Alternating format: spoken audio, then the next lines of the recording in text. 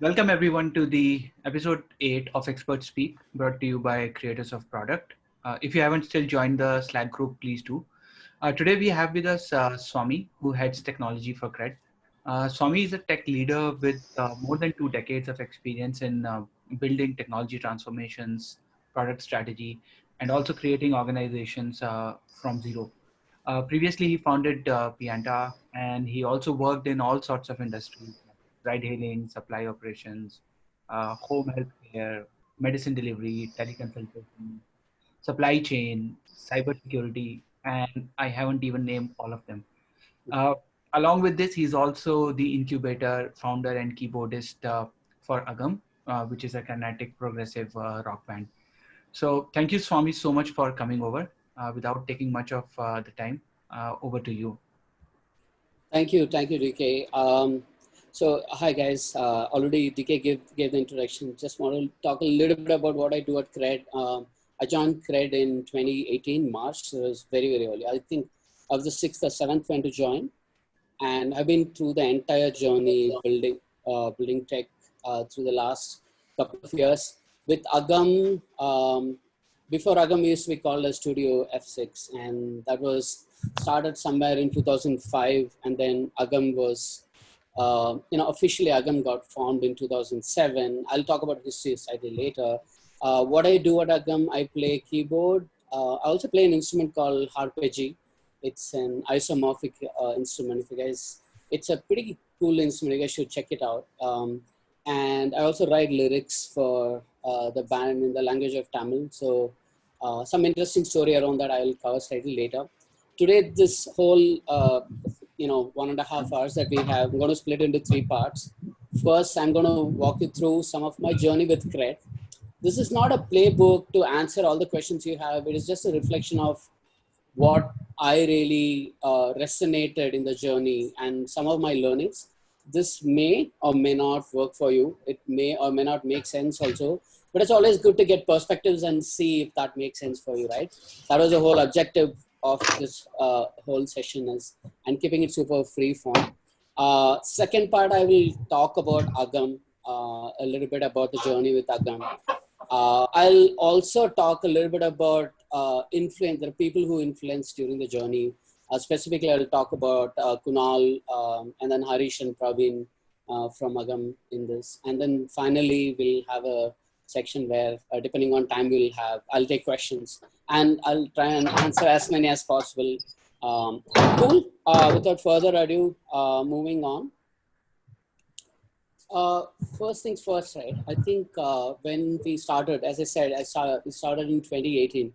We're a very small team, right? I'll tell you the first product that we launched, we had 5 backend engineers, including leads, everyone. We had 4 front-end engineers, and I don't think we had any QA, right? This is how we launched. We had a couple of designers, and some of them were doing freelance and consulting, but we launched, this is the size of the tech team that launched Cred, right? And obviously there weren't any product manager roles per se. There were generally roles where business leaders also played the role of product manager. So, so it was very fascinating, and I will say how this whole thing emerged, right? First thing first, I do not know how many of you have read this book called Good to Great by Jim Collins. It's a very interesting book. I think if you guys get a chance, you should definitely read that book. He always talks about getting the right people in the bus and offboarding wrong people from the bus, which becomes very fundamental. And that's something that we did right, I really think. I think most organizations do right, in terms of getting people, the right set of people. And I would say, what does right set of people mean, right? So to achieve anything, let's take an example of an engineer. The engineer needs to have his core competency, should have some relevant experience in that, building that. So that is very key. For example, they should know how to solve problems, they should know how to code, they should know how to design, architect, right? This is a very basic thing, right? And skills. Sometimes language, you don't have, people may know Java, may not know Golang, so on and so forth. language is just a way of expression. So, but if you have the fundamentals right, you can sort of move and build anything and learn something and do. So one part is the competency, which anyway, most of the people interview, right? There are actually two more layers to this, right? Especially in 0 to 1 journeys that I have observed. Um, I have this metaphor that for 0 to 1, any individual who comes into 0 to 1 journey, if you give that person a map, a compass and a mirror, that person should be able to, should be able to thrive and be successful. I'll explain. What is a compass? Compass always points you the north, right? It points the north principle. It's a north star. You know exactly what you can do, what you cannot do. It's very broad set of guidelines on how you navigate the system. Map is giving you the entire landscape where you can go and figure out, in this particular landscape, I'm going to carve out something, I'm going to work on this. But it's a continuum, right? And things keep changing in 0 to 1. The map literally keeps changing every week, sometimes every month, sometimes even days. So what it means is there is going to be a lot of chaos. It is going to be ambiguous. So someone who can work through ambiguity, someone who can work through chaos, and someone who is, why compass as a metaphor is someone who is self-driven, self-organized, someone who can manage things for themselves, unblock themselves. These things becomes extremely critical as attributes, right? Someone who can go learn things and do. They may not do it in the most perfect way as possible, but in 0 to 1, they need to hustle. They need to show sense of urgency. They cannot be a victim, right? They have to go and make things happen, right? So it's very important to look at these aspects in 0 to 1. Yes, competency skill, it is important. I'll talk a little bit about how we solve for that. But besides that, these becomes very, very critical.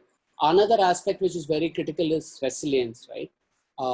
It is going to be tough, right? There are going to be emotion. There is going to be a long period where you don't know, and product keeps changing, directions change, and then you launch.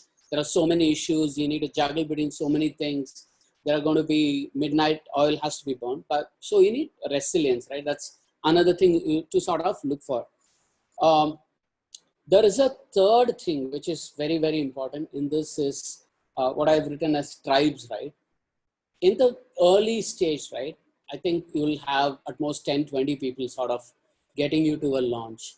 It is very, very important that these 20 people are extremely cohesive and they are almost like a tribe, right? And they may have differences, they might have creative differences, but they have one purpose. They have one big purpose where they are so aligned to. They have skin in the game for what happens, right? And they don't honestly care about whether it's their idea or somebody else's idea. They just want to make it happen. They just will look at downside every time across the company and they'll want to go and fix it. So having a tribe is extremely critical. So I believe that we did a great job there. And tribe is a double-edged sword. I'll talk about a little bit about that. So the positive aspects of tribe, obviously you have skin in the game, and weirdly everyone thinks similarly. They will process certain things in a way. They will value similar things, right? So it brings cohesion. It brings momentum, right? The con of that, which will sort of come slightly beyond one, is that when you have people thinking very similarly, there is like me bias kicks in, and we'll have to solve this slightly. I'll say this for some other time, but yeah, the tribe is a double-edged sword. Other thing in terms of time sinks, if you get, so there's two things, right?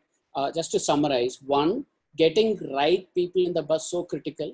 One aspect of right people in the bus is having skills or competency to do their job. Second is about certain behaviors and certain attitude required for 0 to 1.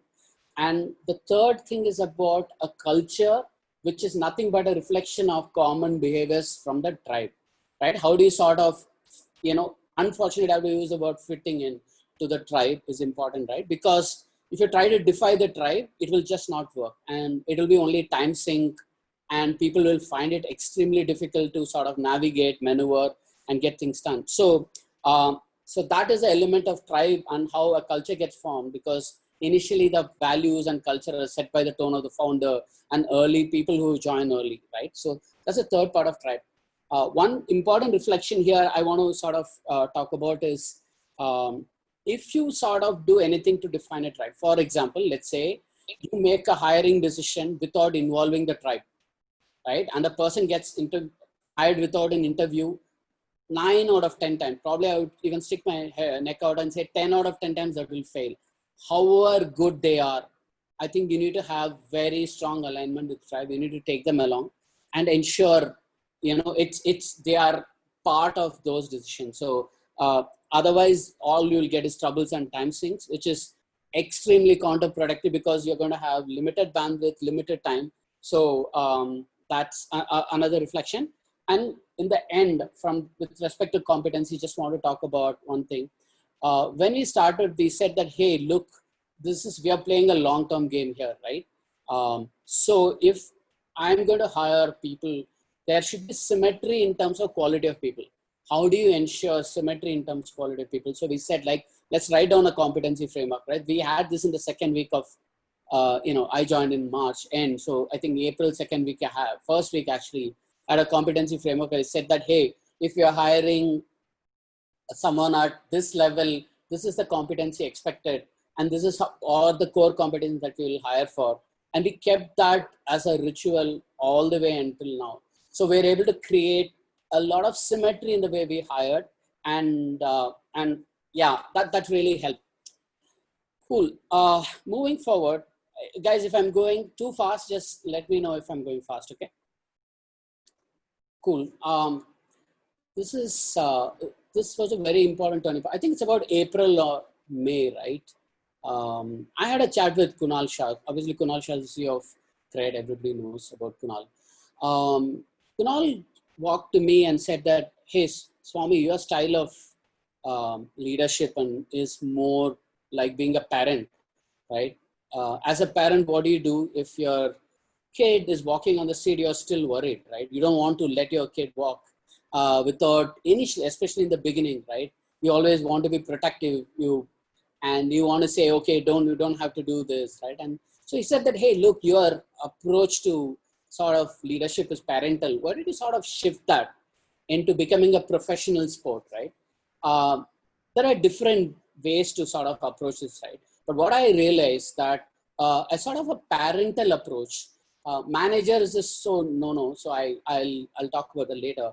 But for me, it was a very, very big shift from moving from being sort of looking at team members as like a parent and then children to sort of becoming a coach, right? So processing this as a professional sport versus a family, right? Player versus a family member, right? What would I do with the player? I want to up level. I want to push them to the limits. I want them to do well, right? So that brings in an element of a coach. So everything was changed from like being a sort of a professional sport team to a coach and looking at people, engineers as players, right? So it completely created a view of looking at a game and winning it versus just participating in something, right? Just want to touch upon one more thing here, right? People talk about, hey, we need work-life balance, and some people say, hey, look, for me, it's about 9 to 5. I realize it just doesn't work. So we said like, hey, in this model, how would you sort of process this, right? So we said that, hey, look, what do players do? Let's say if is an athlete and training for Olympics, the person is going to train hard every single day over and over and over again, right? And perfecting what they're doing. It doesn't matter, hours and hours of practice. And then when they go to Olympics, they have the platform to showcase what they got, right? So they're going to be out in the wild and they're going to show, how it is done. And then what does a player do at the end of it? He kind of recuperates. He takes a break. He recuperates and then he comes back and again trains and again goes for the next, next tournament and whatever, right? But the larger point is we said that, hey, look, engineers, or product manager, whoever it is, hey, let's not make it time bound. This is something you're doing here. You're here because you're passionate about something, you're obsessed about solving a problem, you have some overlap to purpose of what you're doing, right? And what you want to achieve. That's why you're here. So go ahead and express yourself. Don't box yourself into your time. The day you feel that I'm even borderlining becoming burnout, just take off. Disappear for 3 days, take a break, no questions asked, just drop a note and go. Nobody's going to say, of course, there is something critical, hand over to someone so that someone has context to sort of continue, right? And this model really, really worked, guys. And for me, it was a huge change. Until now, I always used to talk about work-life balance, but this is also balance, but I'm just shifting instead of a pattern of, work on 9 to 5 versus work on Saturday, Sundays, say, hey, you work, be an athlete and do what it takes to basically put the best show out there in the game, and don't box yourself. Whenever you feel like you need to take a break, take a break. So, obviously this came from Kunal, so has been a very major influence, and I'll cover a little bit about Kunal later. I wanted to pass this to you guys, and I want you guys to process this to see if some of you may be managing teams, to see if this makes sense for you. Okay, now let's talk about in terms of MVP, right? There are a few things that at Cred we did really right. We took a stand. We said that we'll build a product for top 1% of India. It comes with its own challenges, which we'll talk about in the next slide. But we took a stand, very bold, audacious stand, saying that, hey, look, this is all we're going to do. And we're going to do a great job about that, because we don't need, if you're building a mass market product, trying to make everyone happy is not going to work. Certain cohort of customers understand certain experience, product experience, right? Product flow, how things are in a very contemporary way, right? So we said that, hey, look, come what may, right? We are going to sort of start with taking a stand, and we took a stand saying that this is what we'll focus on. And we went further ahead and said that, hey, we want to build a credit and trustworthy platform. Therefore, people only with credit score greater than 750 will be part of the platform. So they were like really, really audacious stand, especially for a company which did not have a brand, which didn't have a name. For us to go through this was, I think it was a great learning for me. I've taken unpopular stand, but not something like this, right? So that was, I had to go through this whole period of trying to sink in this, but that really, really helped us to focus on a particular cohort of customers and build product for them. I do not know how many of you know, we had 17 iterations of design before we had the first product out. And 13 times the devs built it. By the way, we had 2 Android developers and we had 1.5 iOS developer. That's all we had. And they did 13 iterations because of one principle that we said, hey, look, fail fast is one approach. No rookie mistakes is the other approach. We took the other one. We said that we can't afford to make rookie mistakes. We need to get it right. Of course, we cannot, in an MV, we cannot load it with features after features of feature. Focus on one user value, really, really do a great job. And people should feel that, oh, wow, this is elegant, right? Wow, this makes sense. This is appealing to me. It makes sense, right? So that was the principle. Therefore, we iterated, right? And while we started in April, actual development started somewhere, I would say June, July. And we launched by about October. We had about 90 days. Actually, we said 100 days we'll launch. Actually, we launched in 100 days. From the time we started development, there are some few things which we started developing earlier. I'll cover that later. But we were able to iterate, get feedback, and launch this, right? And we said, we are not going to do fail fast approach, but we will fail fast as well, but we cannot make effort to make it. So that was again a stand that we took. What went in before building the product, right? There was a lot of perspectives, a lot of views from different people saying that, hey, our GTM should be in this way. This is how This is how the promise what we make to customers should be. A lot of heated debates, and finally we ended up making a decision on what we actually launched with. But there was a lot of groundwork done from April to July, right?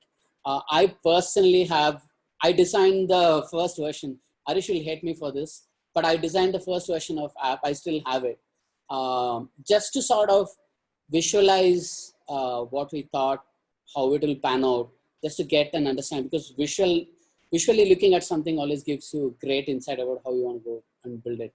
I have written multiple product journeys. This is something really helped, guys. One, what we did was we had interns from China. We had an intern from Ethiopia, a lot of interns from China coming and working with us, coming and helping us understand the products in those geographies. Obviously, in terms of language barriers, right? They were able to sort of take that away, convert it in English, walking through what they've done. So that really helped. And anyone building a 0 to 1, I would really recommend go and look at how different geographies, how they've solved, what worked, what didn't work. It's extremely insightful. Other thing that we did well was every member in the team wrote product journeys, mostly in tech and product. I'm talking about tech, product, and business. Oops, sorry guys. Just give me a second. Yeah, so every member in the team wrote product journeys. I wrote at least 3 or 4 product journeys. I still remember, I think I wrote a product journey on Nubank, Credit Karma, Mint, and I don't remember what else. And the way we wrote product journey is like, what was their promise to customers? How did they build discovery? How did they build engagement? How well were users engaged? What is the retention? How did they raise money? What helped them to raise money? What are the voices of customer? I think looking at their Play Store, App Store, looking at what are people talking about them? What are the reviews writing about them? Finally, what do they say who they are, and how do people interpret who they are?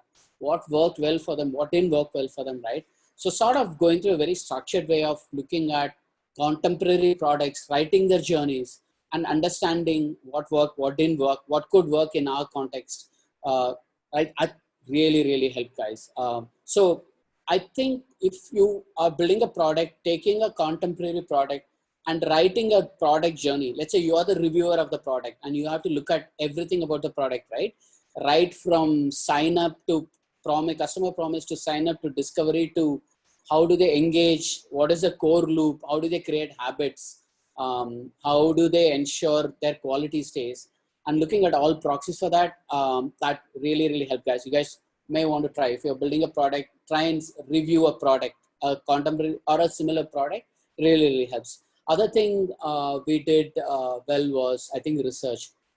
I think every week we used to talk to thousands of people about a product, what would they want to, what do they like, and we're trying to get patterns, what are the concerns, how would they trust a new brand. There is so much of research that happened before we actually said, okay, this makes sense, this hypothesis is more likely to work, and if this fails, probably we should keep this as fallback. That helped.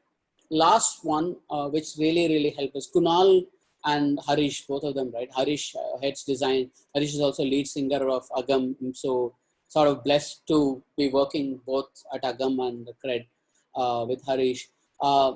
They have very strong intuition. So sometimes when there is lack of data, obviously we have to use data to make decisions. But when there is lack of data, people who have the best intuition in the room wins, right?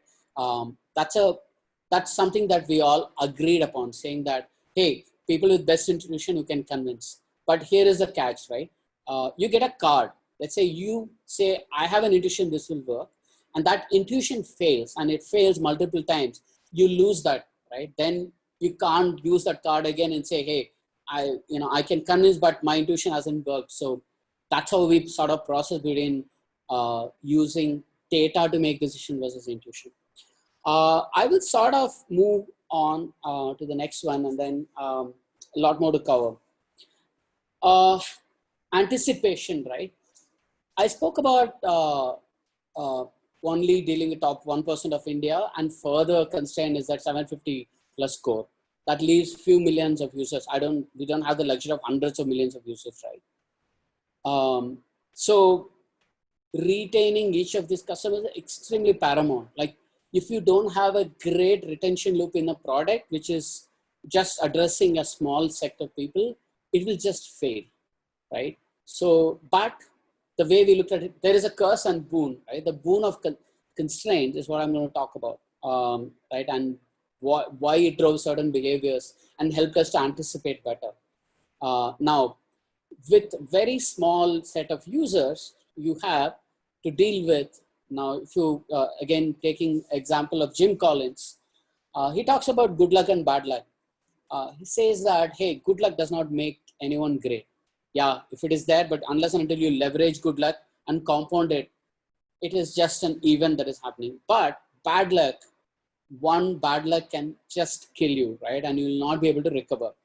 So with this constraint, any bad luck will just kill you. So looking at, I still remember, one of the things Kunal said, I think this is something will be useful for you guys. He said, Swamy, before launch, he said, like, Swamy, can you write about 100 things that will go wrong? Right? And I still remember I wrote once that, hey, I think there can be fire. And actually it happened once. There was a small fire in the office. Fun apart, really thinking through what can go south, even if you're building a 0 to 1 product, is important for you to sort of understand what can you recover from, what is reversible, what is irreversible, right? It's a very important thing to process decisions which are reversible, irreversible, and if you have to reverse it, how do you sort of look at fallback? So I always keep saying that we never got a chance to be move from being an infant to boys to men, right? We were born as adults. We were treated as adults, right? And so therefore the rookie mistakes, make sense, right? It's sort of. And we anticipated non-linear scale. We said that we went with that approach, saying that, hey, look, get non-linear scale, let's plan for that. And we made certain choices in sort of tech, right? For example, we started with building all services, microservices. We started with pen testing before we launched. Every service got pen tested. App was pen tested. We had decks in the first release. We started instrumentation of every user action. We had a data warehouse on day one of launch. We had a data pipeline on day one of launch. What I'm trying to drive at it is anticipating and being being an adult from day one. It's a boon and curse, but that made us a certain decision. I'll give an example of microservices versus a monolith. There were a lot of the people said, why are you going microservices? So many services, right?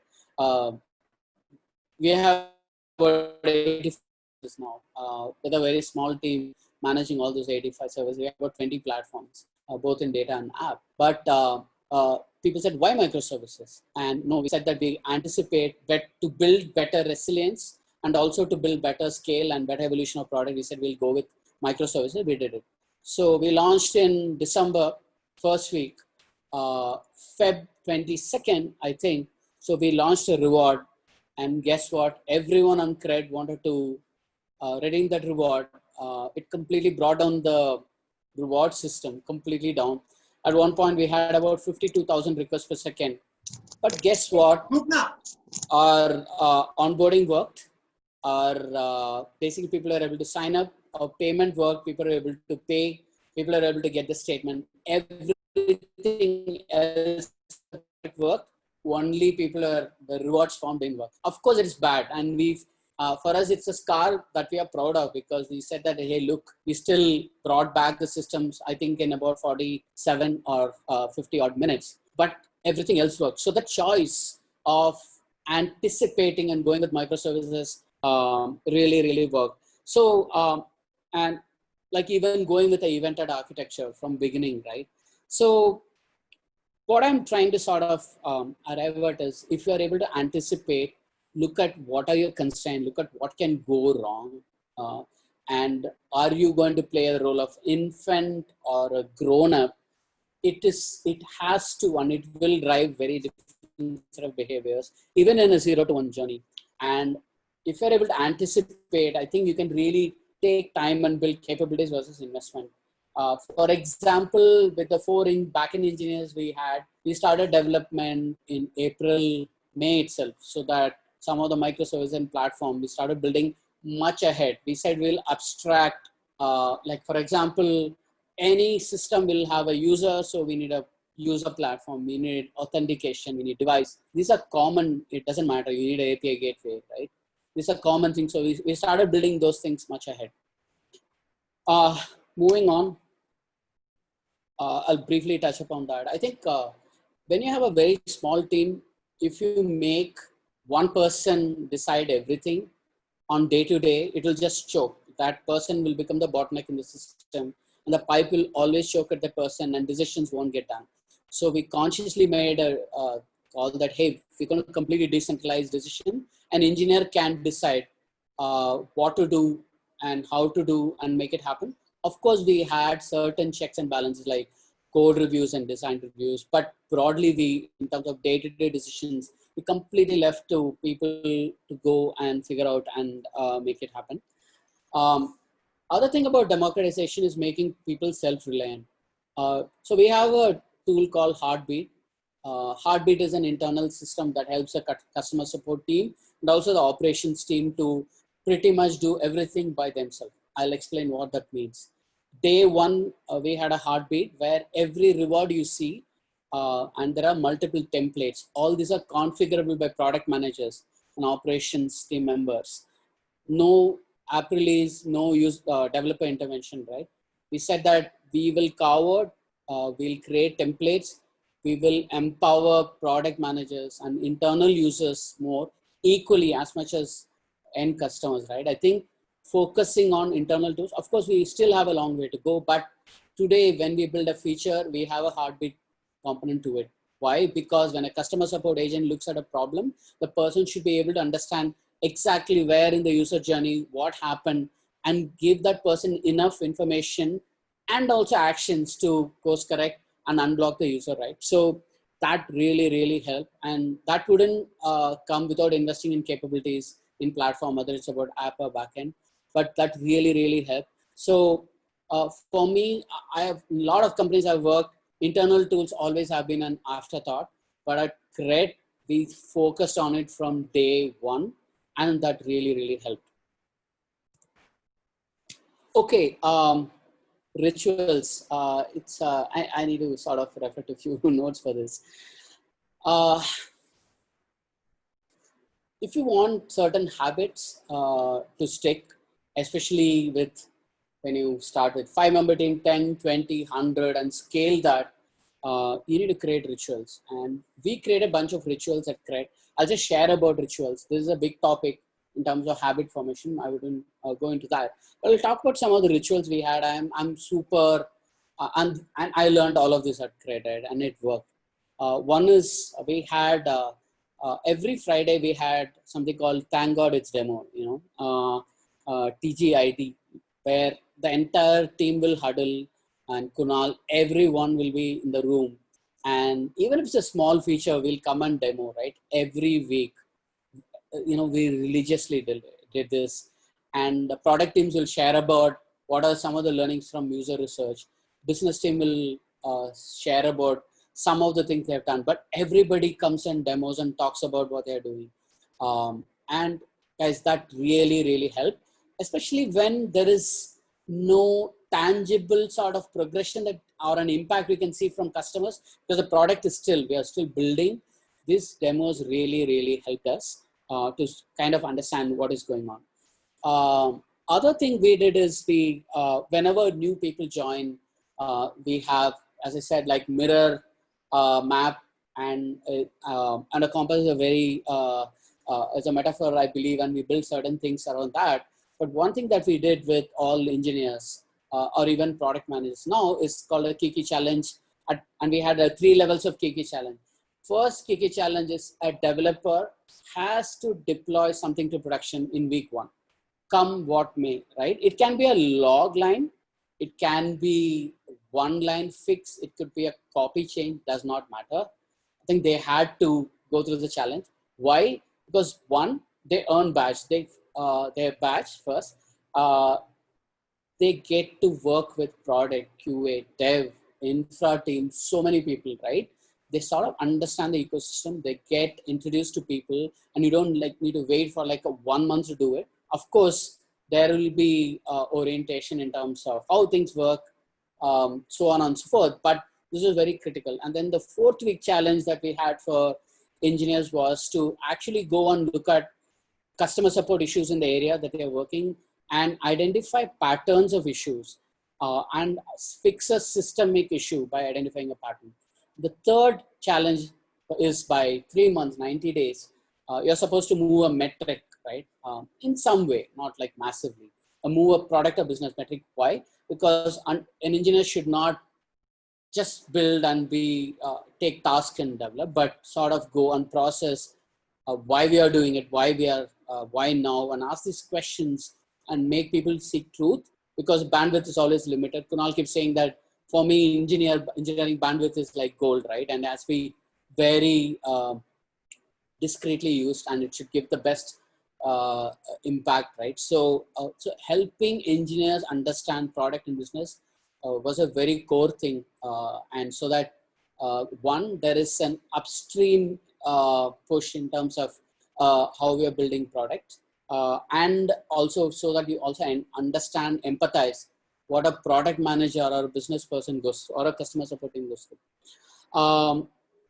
Interview debriefs are ritual that we followed very well, and especially whenever there is a disagreement, even with one team member, we used to have a debrief, and we used to meet. And there are times that there are people who I have recommended, and people said, no, I don't think it makes sense. And I said, okay, fine. If it doesn't make sense, it doesn't make sense. So even if one person has a very strong objection, we say no. On the other hand, if someone says, hey, look, I'm going to put my credibility, I want this person, I take responsibility for this person's success. And if I fail, obviously I will not get another card for me to try again. I think that's a sort of gentleman's agreement we had. That helped. Now, coming to Slack channels and how we sort of build certain rituals around that. So there are 2 channels that we have. One is called, actually 3 channels I want to talk about. One is called Issues channel. And there you have everyone in the company in All Issues channel. Everything that is on social media, everything that your friends, family face, any sort of issues gets posted there. And guess what? Everyone posts it, right from Kunal. So Kunal posts the most of the things. And it's sort of everyone, sort of plays, wears a hat of customers, and they bad for them. But I'm like, guys, truly they bad for them. They say that we can't do this, right? And anything that will impact the brand or customers, I think people are like very, very open about it. And that helps, one, to bring to everyone's consciousness of what customer is suffering or doing well. In this channel, mostly what people are suffering, right? Customers, and how do we sort of empathize and fix, right? And people, like, there's a lot of sense of urgency to fix some of the issues in the channels, and we take to closure. And everyone, and other thing you'll also see in the All Issues channel is people saying that, hey, look, how do we solve this systemically, right? I've heard many podcasts of Naval, and he always talks about having a long-term view. When you face a problem, just don't fix the symptoms, but take a long-term view and see how this will pan out. So that really, really helped. All Issues is it's where all the actions happen at Cred. There are 2 other channels I want to talk about. One is called Whale Done. There's a book called Whale Done by Ken Blanchard. Whale Done is about how do you sort of create positive reinforcement for people, and how small or big, right? Whether you're moving a BAU metric or you're launching a new product, doesn't matter. How do we sort of recognize even the smallest of contributions and create those positive reinforcement? That is a Whale Done channel. You'll see a lot of action happening there, and irrespective of hierarchy, people go and appreciate whether an intern appreciating a CEO or CEO appreciating anybody else, right? That always happens. The other channel is the RCA channel. We're very, very proud about the RCA channel. And why? Because nobody wants to hide their issue. everyone is proud about sharing their learnings, and that RCA channel will have deep dive into an issue, going deep into understanding why it happened, how do we prevent it, how do we correct it, and people, we created the psychological safety for people to say that, hey, I've screwed up, right? And here is my learning. Obviously, the person will not repeat the mistake, because that's why he's coming with the corrective and preventive measures. But being open about it and not hiding it, that created a great level of psychological safety. I'm very proud about that channel than any other channel is. All of us are super open and to go and talk about what didn't work well. Other channels, obviously a release channel where all of us, whether it's a marketing team doing a promotion, or it could be anything, it could be a brand campaign, it could be anything, people actually say that I'm doing this. It also helps other teams to say that, hey, if you're running a campaign, that means I may have more traffic coming in, which means I need to plan for capacity. So that's a channel where everyone knows what is happening. Customer support team knows that this feature was launched, so we need to be prepared about some of the customer issues that are going to come, so on and so forth. One last thing, things like all hands and all of that really help. Just two things I want to talk about, and then I'll move on. One is about, we had in few of the functions, especially in tech, every 2 weeks we used to reflect and write. So what went wrong? What is so cool about what we're building? What we have launched? How did the metric move? Reflecting on the systems, how systems are performing every week, and what is cooking, right? That really helped to bring alignment. Everyone sort of knew in the company across board what is happening, what is not working well, where we sort of, and what has been the learnings, and what to look forward to, right? And we did this religiously over and over again. We took time. One thing that really helped is to sort of reflect back every 2 weeks and saying that, hey, are we really doing something meaningful, and how well are we doing, right? Both it helped. Last one is measurement as a culture. Unless and until you measure, and you'll not be able to see truth really clearly. So measurement as a culture we did, and as part of even the fortnightly updates we used to send. Sort of moving forward, codifying values. I'll sort of quickly walk through some of this. So as I mentioned, that initial set of values or a culture was sort of reflection of the behaviors of tribe. But when we started scaling, the number of people who were joining Cred were outnumbering the tribes, the initial set of tribes, right? So we said that, hey, we need a common way for people to understand what is the compass, right? What's how do we move towards north, right? So we said that let's come up with a value system and make sure the common binding force is a value system, and not about an individual's behavior just because a person is there from beginning, or a person has come from outside and the person feels that, hey, this is the best culture that I'm bringing in, right? So we said, let's form a common value system. Let's be open and flexible, but we need to come up with a value system. And to do that, I've at least spent 7-8 meetings with Kunal, sitting with people saying that, hey, look, this is what we think our value system. Do you think, are we following this? Should we, or are we bullshitting here? Like, do you see pattern of this, right? And we did multiple iterations of that, and actually finally arrived at values. And it was a fairly intense process to sort of arrive at value system, especially taking people in the company and saying that, do you think this makes sense? Do you think this doesn't make sense, right? So that was one part of it, like how we arrived at value system. Second is, how do you make them stick, right? Either Kunal or I run a value session, orientation session for every new joiners, and make sure they understand, interpret values. It's very easy to put a value on the wall, but actually having to embrace it and wear it on your sleeve and day-to-day demonstrating, that is very, very difficult, right? And we did not want to just leave it at like putting it on wall. So orienting them with examples on what it means, talking about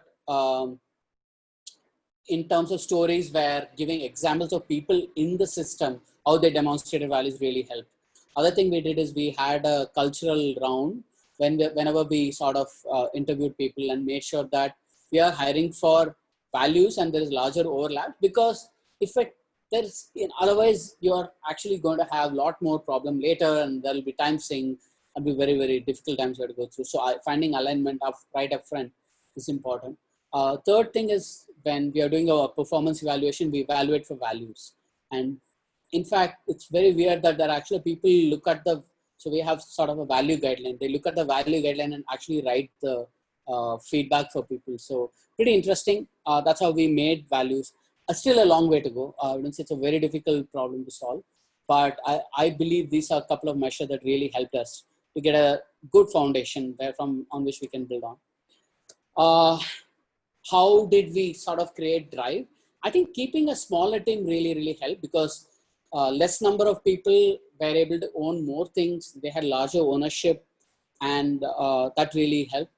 Having a voice, it's very, very important. And people were very openly were able to sort of have a voice and say, hey, this doesn't make sense. And I have seen interns giving very strong feedback to Kunal, and Kunal saying, hey, thank you, this makes sense, right?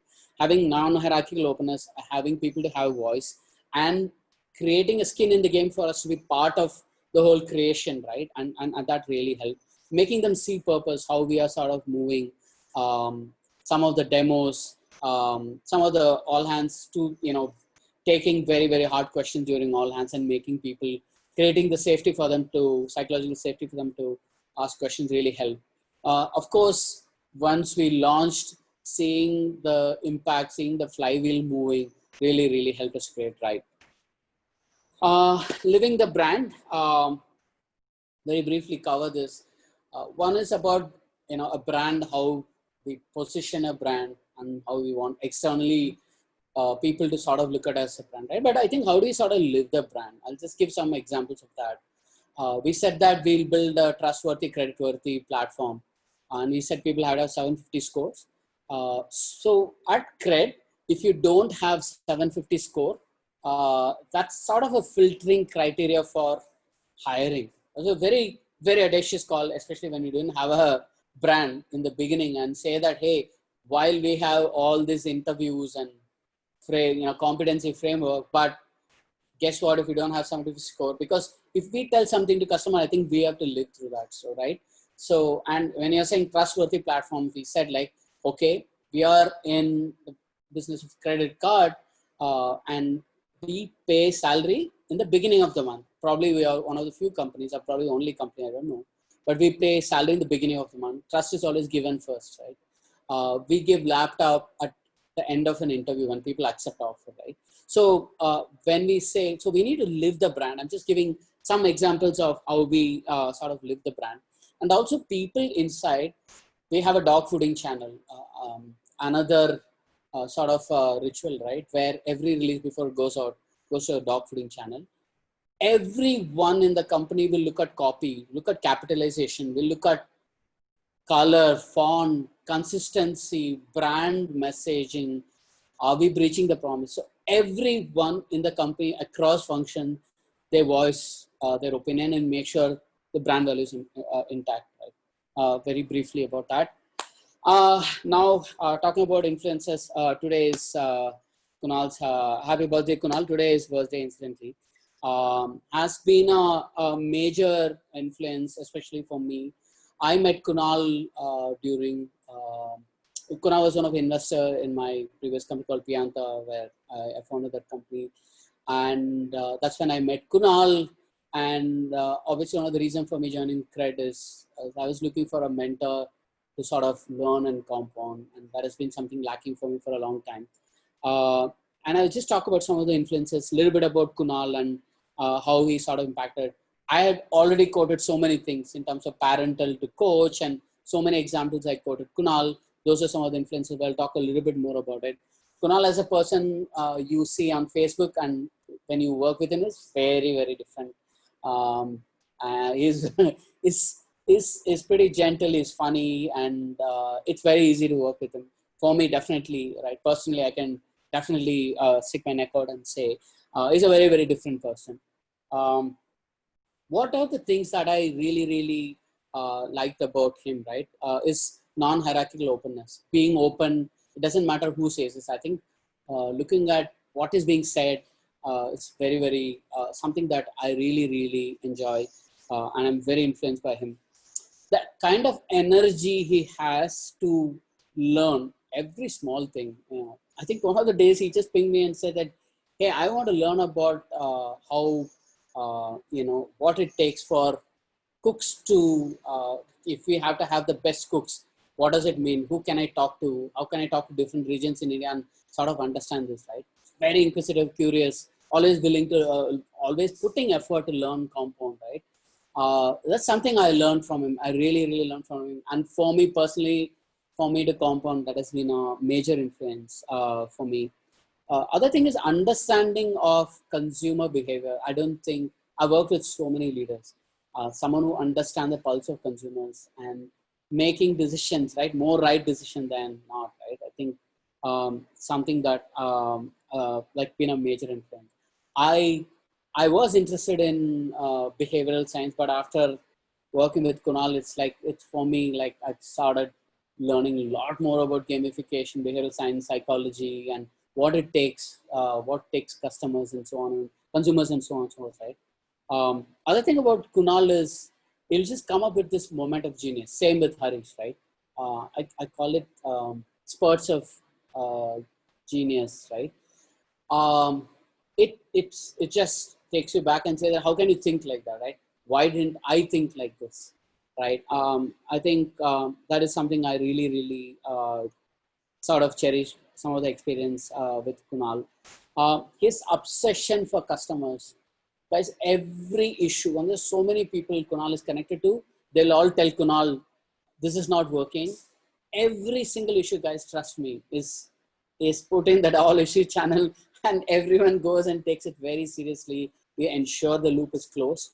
And that obsession about customers, about him, is something that I really, really, really, really enjoy. So for me, as I said, that has been a major influence, especially in my career. And for me, I had to sort of wait for like 23 years to sort of find one mentor where I can sort of learn from close quarters. Mentoring doesn't mean I sit with him and say that, mentor me formally, right? It's just observing from people you learn, right? Or asking questions to them, or even having. So I would like, my learning has been that I think just not Kunal, there are so many great people out there. I think finding the right mentor really, really helps you. And it sort of accelerates, expands your mind. So that's about Kunal. So I'll just move on quickly to sort of Agam. So there is another me in Agam, right? And sort of that another me helps. So there is left brain, right brain. I'll be very honest, guys. In any professional work, it's a combination of left, right, and sometimes more left. Because once you get to 0 to 1, you have to optimize insanely. There's a lot more left has to kick in, right? So for me, I needed another. There is a bit of void in all of us, and we try to fill in with hobbies and passion and whatever you may want to call. So for me, this is the other me. This is for me like a support system. I could always sort of fall back to. This is something I always look forward to, right? We all want dopamine loops. We all anticipate. We all anticipate for applause in life. Be it you put a post in LinkedIn, Instagram, whatever. And for me, it's like going and playing and sort of yearning for that applause from them by entertaining people and say that, hey, I sort of brought happiness in your face, right? I made you forget about everything going around you, and I giving you that small little happiness, right? And earning for that every single time you go and play out, right?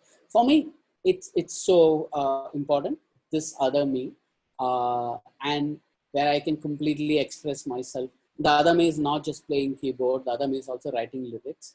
When I'm emotional about something, I actually go and think and write very deeply about something affecting me. Actually, I go and write, and I realize that it's very, very important for people to have another side. It could be about anything. It could be about kids. It could be gardening, cooking, But I think for me, I personally feel that will make your life complete. Having another you, which is but for work. Another thing that really helped me with Agam is having creative freedom. Right? If let's say you're a full-time musician and you're an independent musician, it's very very hard to make money, and it's a very very hard profession to have, right? And you will always end up not having the creative freedom that you always wanted, because you want a passion to be a form of expression which is boundless, no constraints, just want to go and express, right? And if always reflected, if I had been a full-time musician, no. What really helped is the financial freedom that many companies that I work, that helped me to focus on getting more creative freedom in what I do at Agam, or in music, or in poetry in general. I'm not bound by anything. I'm not bound by anything. So a lot of questions. Why didn't you go full time? Definitely, we needed the financial freedom. It doesn't matter. I think at the end of the day, it's not about creating a famous brand and playing for that. It's about you actually enjoying that. Actually, you are able to express who you are and being who you are. So that was more important. I'll talk a little bit about my own. It's a very important thing, and for me, it was a revelation. A lot of people may not know. I didn't know how to play keyboard until when I was 29. I didn't know I could write lyrics until I was 29. Guys, true story, guys. I have not learned Carnatic music formally. Right? I've not learned keyboard formally. It was 2005, and my wife was pregnant. It was about 6 months, and suddenly I had a lot of time. And my sister was coming from US. I told her, "Hey, can you pick up a keyboard for me? I'm just getting bored, right?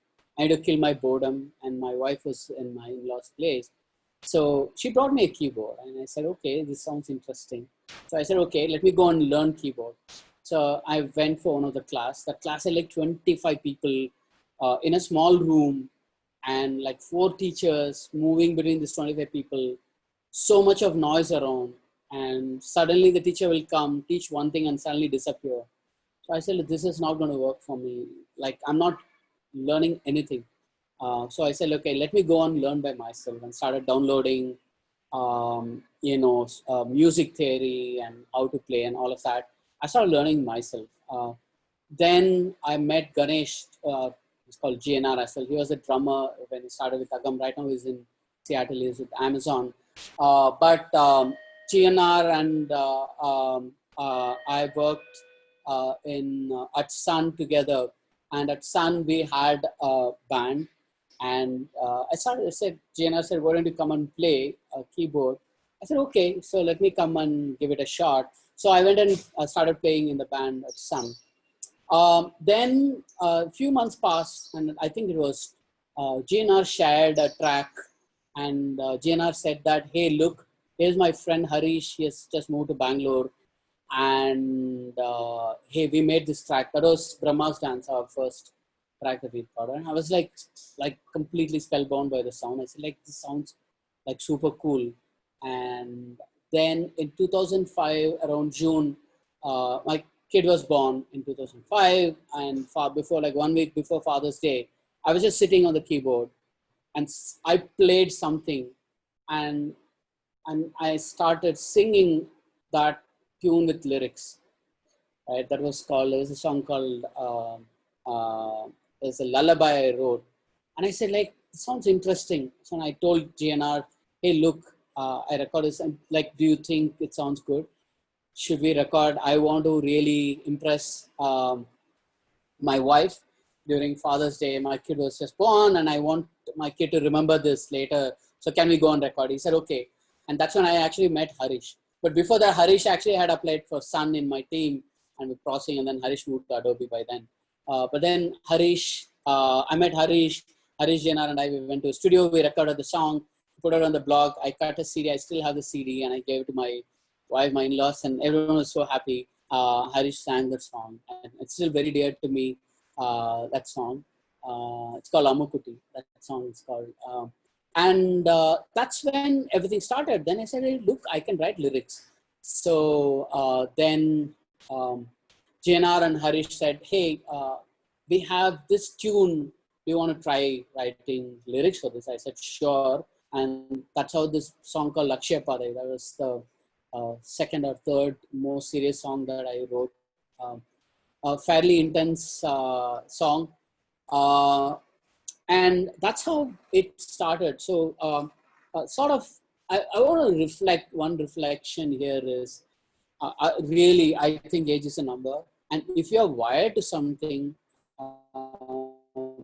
that you really enjoy and you're willing to put your heart and soul and effort to it, I think you can do. It does not matter you're 40 years, 20 years, 30 years, 10 years, doesn't matter. If you have it in you, it is in you. And you just need to let yourself express. And sometimes you have to have that, sort of, you need to overcome your fear and say that, look, it doesn't matter, I enjoy doing it, so as well let me do it. So now a little bit about going in terms of Agam journey, right? And and even today, there are so many artists, keyboardists, lyricists, so many people who are way better than me, right? There are so much of talent everywhere, but sometimes luck knocks at your door, and it's you need to sort of leverage that. So as I said, Jim Collins, I'm just quoting that, right? Good luck cannot make you great, but bad luck can kill you, right? But if you take good luck and knocks your door, how do you sort of leverage that, right? I figured out that it's only by working hard and putting effort.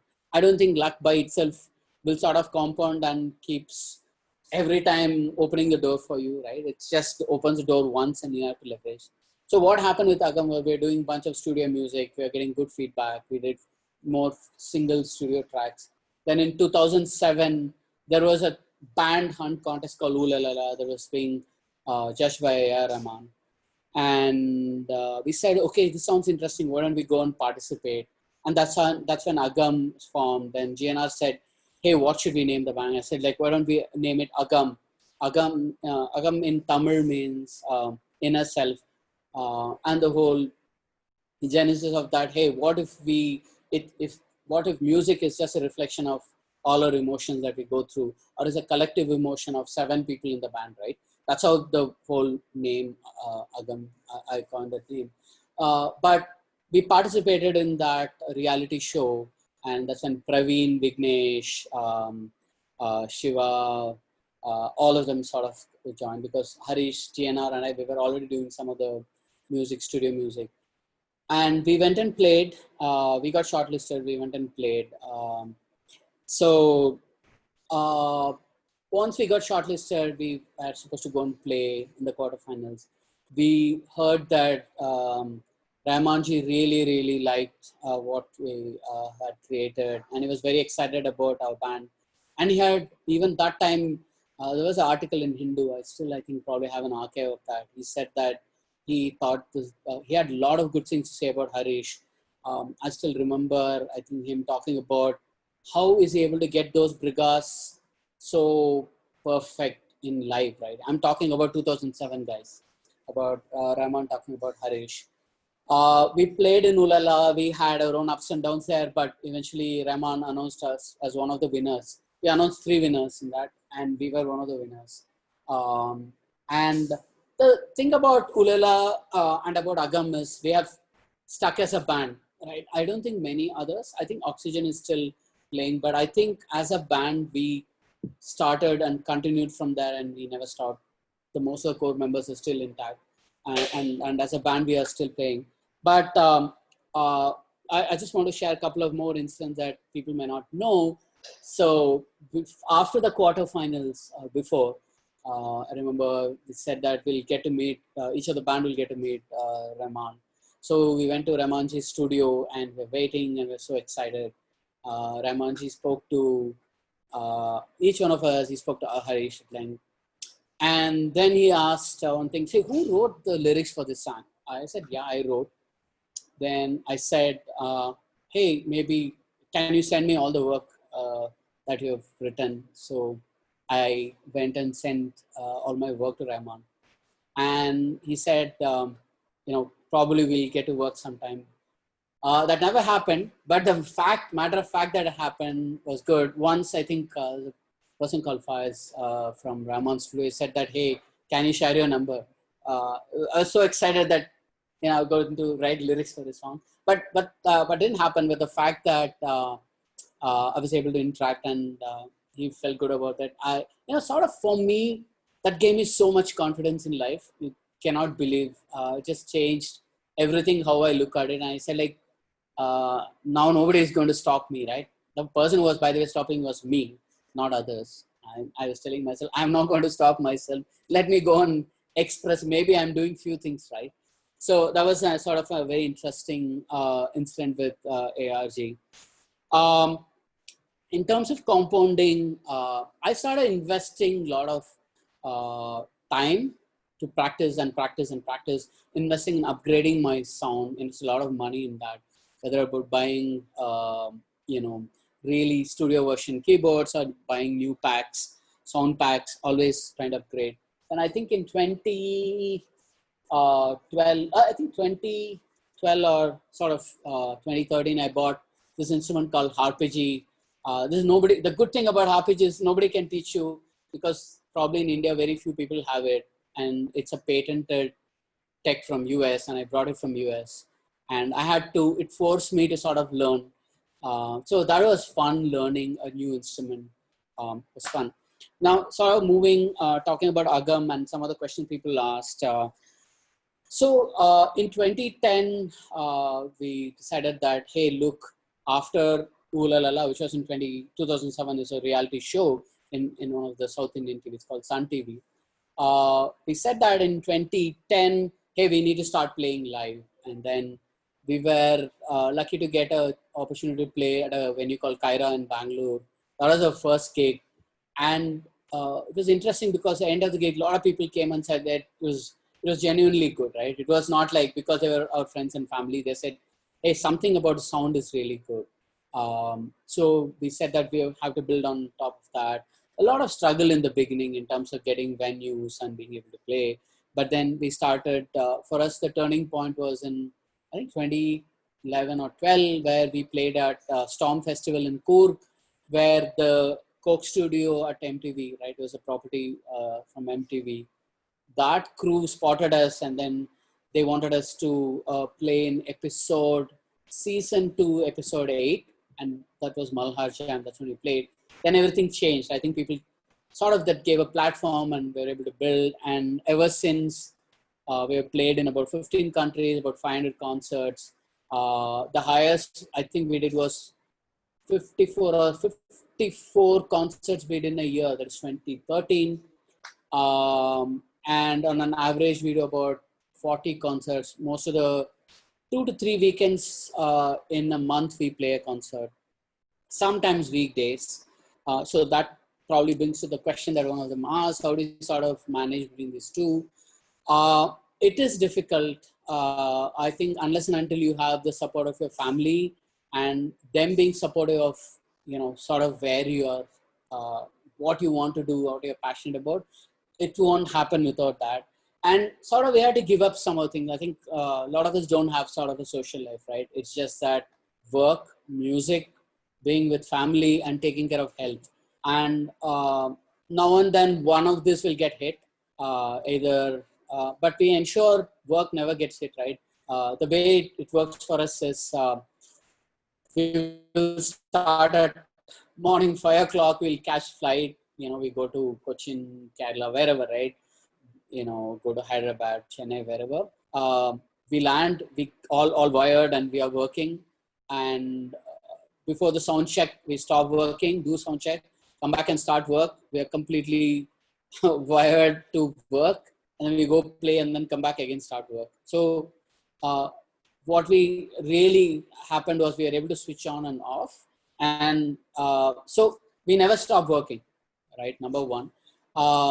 Yes, the next day we sort of, let's say we play on a Sunday, Saturday, Monday early morning, we catch a flight.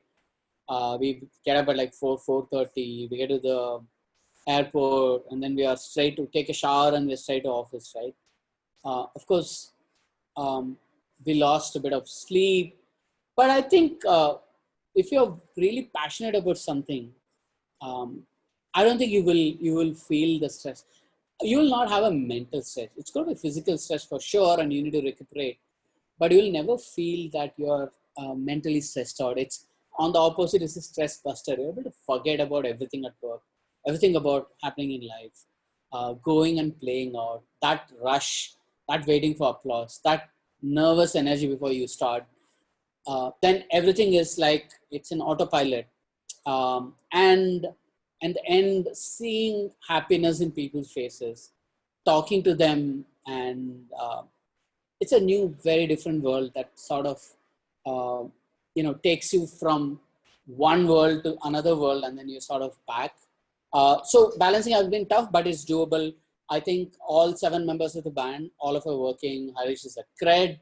Praveen is leading bunch of products at Super Daily. Jagdish is a product manager at PayPal. Shiva works at Cognizant. Yadu's sort of full time. Kashyap heads sales marketing at HUL. So all of us are working full time, but uh, this is something that we are doing because we want to do it. We are creating time. We are saying this is a priority in life, and only way this is possible because our families and more importantly, all the employers throughout last 10 years, everyone, Flipkart, Ola, everyone have been super supportive about it. I still remember, guys, it was very, very moving incident that happened at Cred. Um, Last April end, we had our first US tour. We went and played in about 6 cities. Before going, and it was around post-launch, right? And we had launched in about December, right? We were going in end of April, and we were touring. The whole company came and gave a send-off saying that, guys, have a great time. So that really moved us, uh, and I'm just talking about employers being supportive, and this is another level of that. So we're sort of blessed to having that. So that was happened. I'll briefly talk about. I think they play a very major influencing role. I need like a separate one session to talk about everything in detail, but uh, 2 3 things, right? I think both of them sincere to whatever they're doing, right? In spite of all of this being in this creative world, uh, like clockwork, we do what we have to do at work, right? And being very, very sincere to that, right? It's really, really important. Second is, I think both of them, right? They will not settle for average. The kind of iterations we do, see the number of songs that we have chucked is way probably 2x more than what we have actually released. There are so many, I have archive of many of those tracks because since I arrange most of the things, it's all in my Logic sessions. But the number of things that we have checked and not released is a lot more than what we have released. That is shared because we wanted to push the limit. We didn't want to sound the same next time. We wanted to be ahead of everyone else in terms of how it sounds, in terms of being able to stand out and being sincere to that, right? Not taking any shortcuts, right? And iterating and iterating and iterating. And that sort of, if you look at Cred also, that sort of reflected that value, right? And other thing is being humble, right? Humility, extremely important. Praveen, Harish, all of them are really well off. They've done well in their life. But even today, anyone who has interacted with them know that extremely humble. They haven't let anything go over their head. Very grounded, and they always take time to talk to people, understand what they're trying to say. So I've been super lucky to have people like Kunal, Harish, and Praveen around me. A lot to learn and compound. And for me, I'll sort of stop with saying one thing that uh, for me to have compounded in terms of the way I arrange or sound, everything has been because of people like Praveen and Harish, who have helped me to push the limit and uh, and be where I am. Cool, guys. I'm going to stop and take few questions. How much time we got? This is great, Swami. I it felt like that, like a great story, and we could just go on and keep listening. So thank you so much. So let's take some questions. While you're sharing your screen, why don't you Ah, share the chat also, because people are writing down their questions there, and we oh, can the chat, right? Okay, just okay, go from fine. top, and we can have Uh, people ask those questions. Or if you want, I can moderate that. okay, what inspired to start Cred? I think it was a pertinent problem. I don't think anyone was focusing on. I mean, obviously, Kunal. Uh, it all started with Kunal, right? We all joined slightly later in the journey, but I think there wasn't people focusing on a particular cohort and going and deeply solving. So, and it was a very pertinent problem and a viable business model to build, and that's what it was. What experience may how a PM decide a direction of the management not sure what's be done. I think I addressed this already earlier. What has been the biggest learning in the past? How do you keep learning and compounding? So much learning. What has been biggest learning? I was listening to a podcast, the latest one on Knowledge Project. I realized that we are all going through some major exponential changes now, and not realizing that we are going through changes, and we are all on the edge and reacting, um, and our emotions are very magnified, and we are making decisions, good or bad. We are making decisions. My learning has been that, hey, do not fall into the trap. Sort of understand what are the emotions you're going through. Why are you? Is it different from who you are normally? Otherwise, and make sensible decisions and with clarity, right? Not because of emotion, right? That's been the biggest learning. How do I keep learning? Compounding books. I think even learning for 10, 15 minutes a day, taking a book, taking a subject, reading an article or listening to a podcast every day, making that as a habit has really, really helped. Um, I'll pick one question out of two. You have an amazing data science team. How do you use data science at Cred? So Satya from data science team, I'm going to ask him to do actually a session. Um, who heads our data science team. One of our aspiration, and we're moving towards that, is how do you sort of make data as a first class citizen in terms of making any decision. Then we said, like, it cannot be data, it has to be insight driven, right?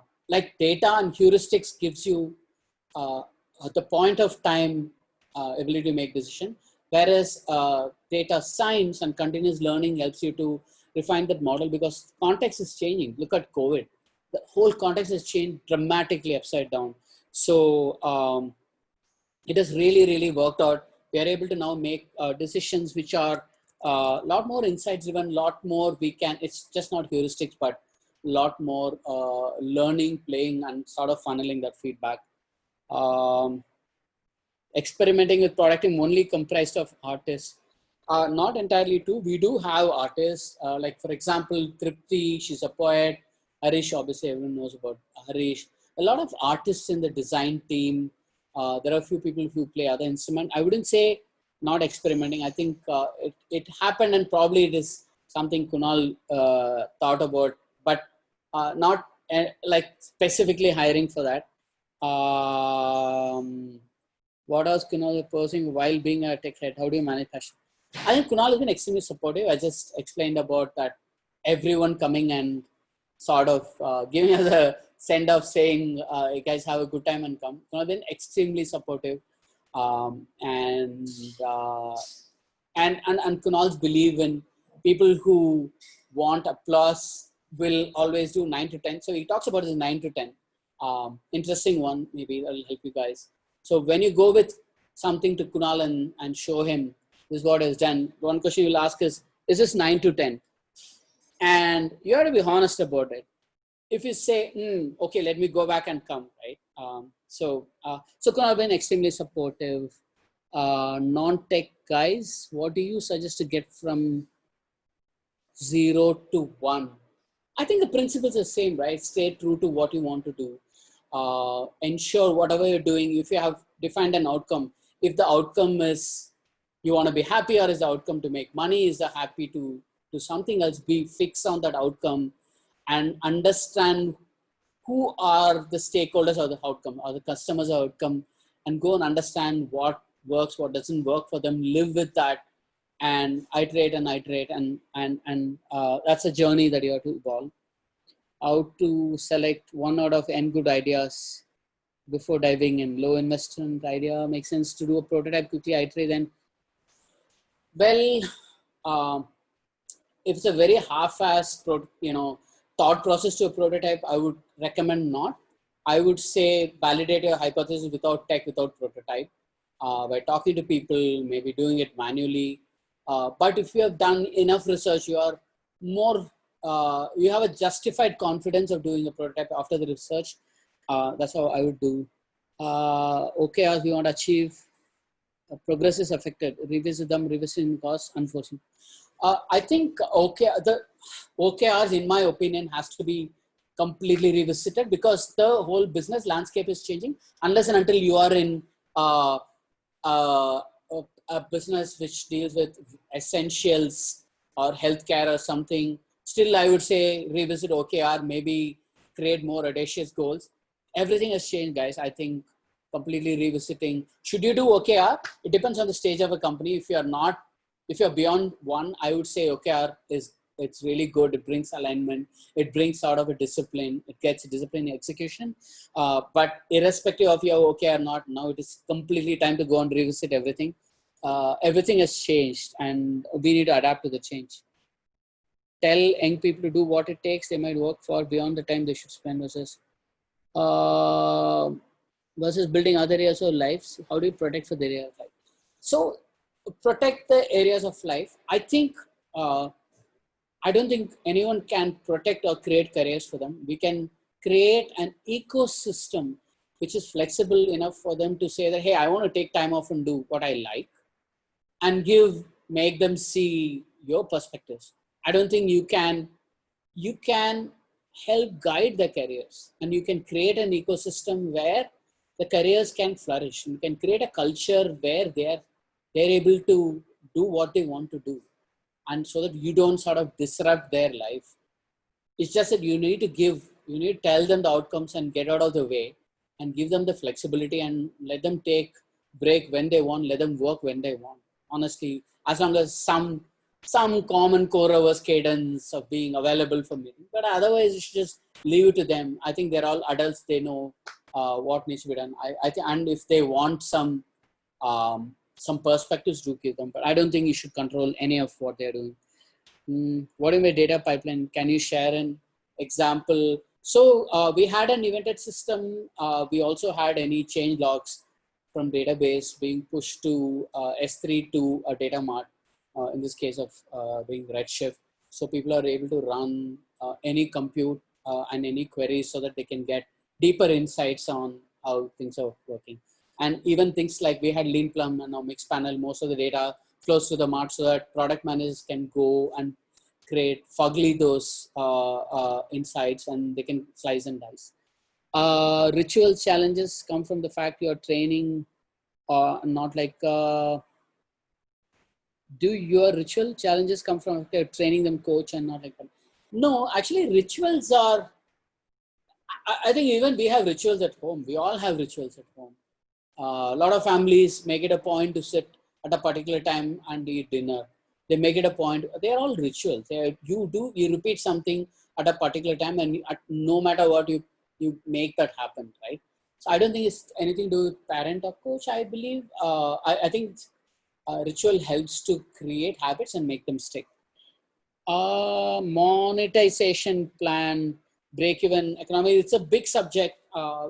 We have launched a couple of products. We have launched rent and lending. They're all products around monetization. We'll be launching a few more products around monetization, but this requires a longer conversation, longer answer.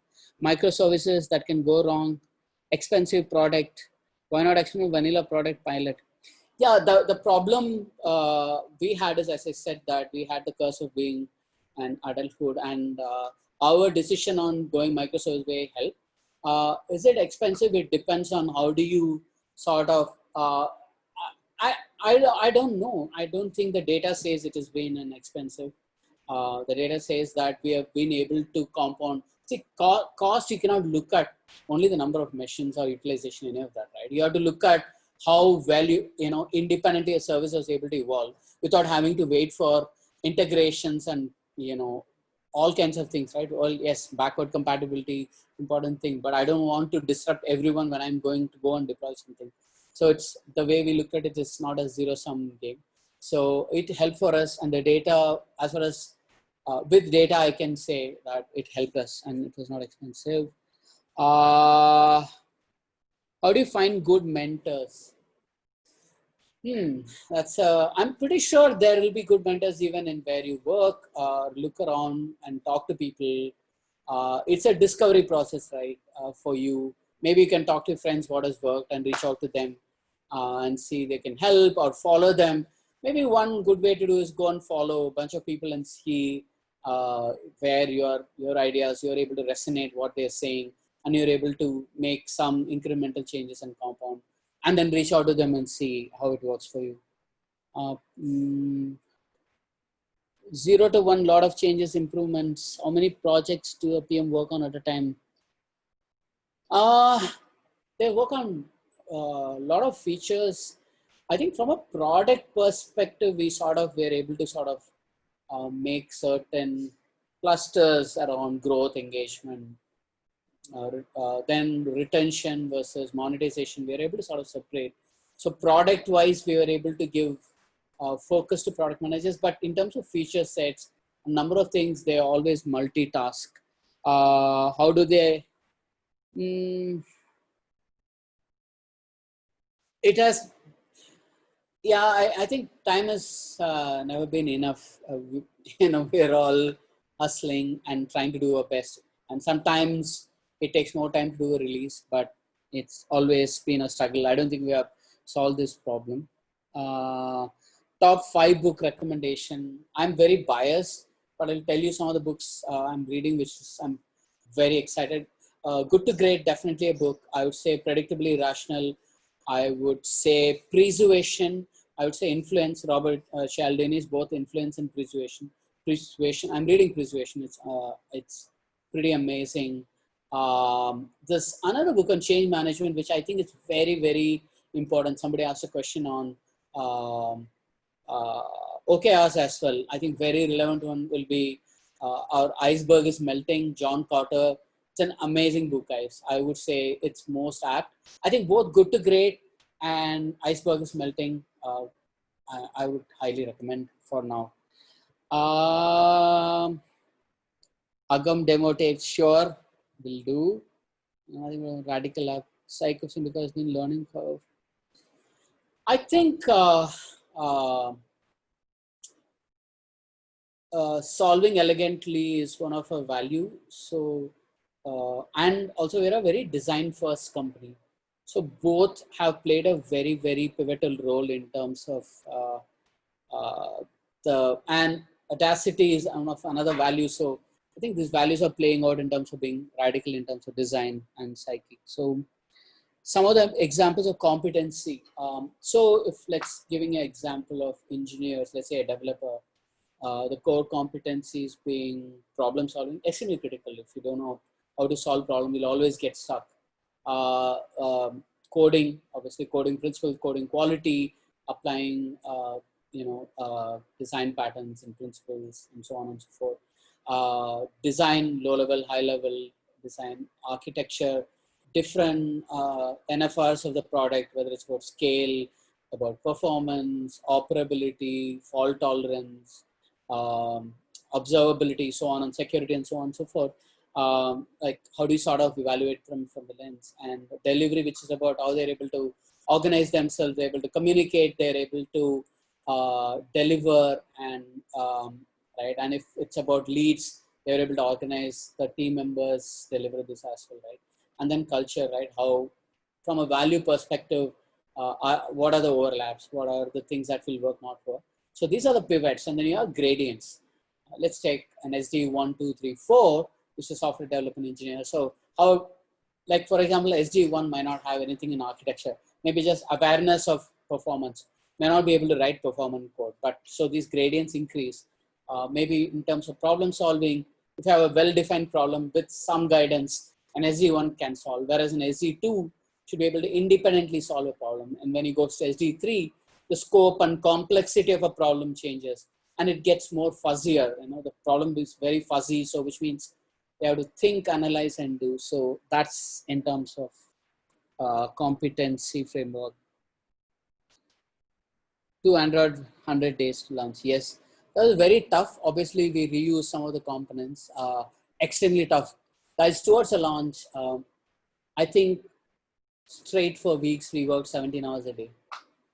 And by the way, these engineers are super talented as well. Yeah, 13 iterations we did. But I think the 13 iterations were around, I would say 6 months, not 90 days. I'm correcting myself because we did some of the versions even in the beginning, just to try out and see, does it make sense, right? Sometimes giving an APK really helps. When people play with that, then they realize rather than just design mocks or workflows. How the team manage pressure and sanity. Any attrition? I think how do you manage the pressure and sanity? Of course, there is pressure. Not at all. I'll be lying if there's no pressure. But I think there is a lot of skin in the game. So people don't feel, the pressure does not cancel their energies.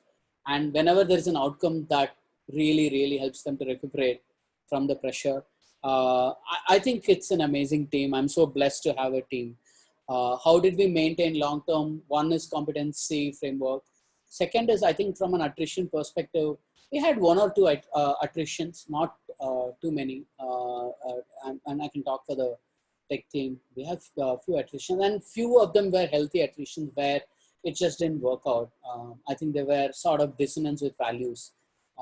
But some good people, did they leave? A couple of them, yes, they did. Obviously, their aspirations were slightly different. But largely, there has been, we've been able to retain and people, and we're able to give enough opportunities for people to sort of thrive and enjoy what they're doing. So let's say vision for Cred is to catalyze progress for our members and continuously add value to members, helps ensure we prevent losses for them, ensure they progress financially, and progress their lifestyle.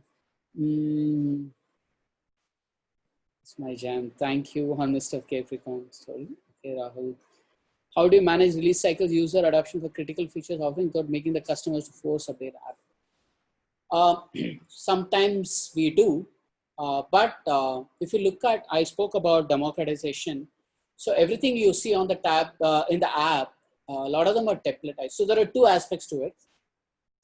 Wherever there is a rapid experimentation, I wouldn't say where, by the way, we have web views. We have some React running in the app. I will not tell you where it is. It's also neumorphic.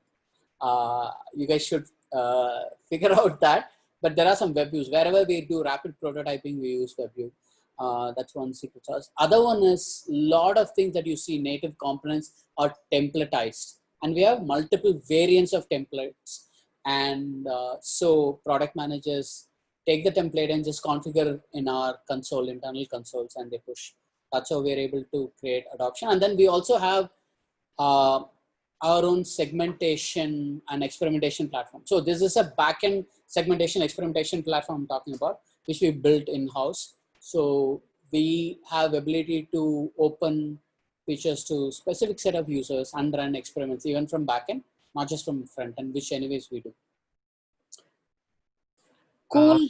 Okay, thank you very much, Swamy. Everyone, can we have a big round of applause for Swamy here? Thank you, guys. Thanks a lot. Thank you. Sorry, please go ahead, DK. Yeah, thank you so much, Swamy. This was very insightful. We all learned a lot. Lots of questions were also answered. And from creators of product team, we wish you all the best for all the great things that you folks do at Cred. And from all of us, please wish Kunal a happy birthday as well. For sure. And thanks, DK. This is an awesome initiative, creators of product.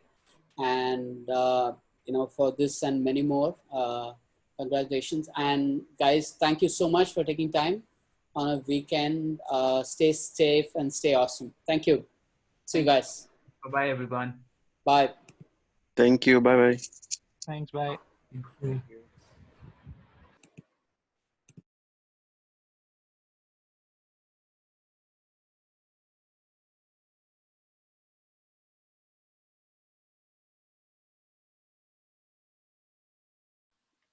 Thanks, Abhishek. Bye. Bye, folks. Bye, everyone.